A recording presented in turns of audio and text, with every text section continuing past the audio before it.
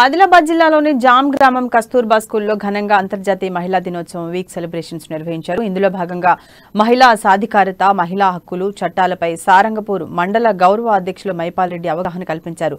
మహిళల చట్టాలపై అవగాహన కలిగి ఉండాలన్నారు. ప్రస్తుత సమాజంలో మహిళలపై అనేక దాడులు, అవమానాలు జరుగుతున్నాయని, దీని పట్ల మీరంతా అప్రమత్తంగా ఉండాలని మైపాల్ రెడ్డి తెలిపారు.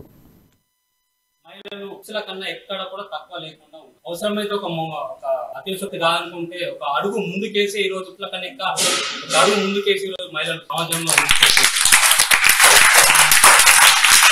ఏ రంగంలో చూసుకోండి, విద్యా రంగం అయితేంది, రాజకీయ రంగం అయితేంది, వైద్య రంగం అయితేంది, ఇంకా ప్రతి ఒక్క రంగంలో ఈ రోజు మహిళలే ముందున్నారు.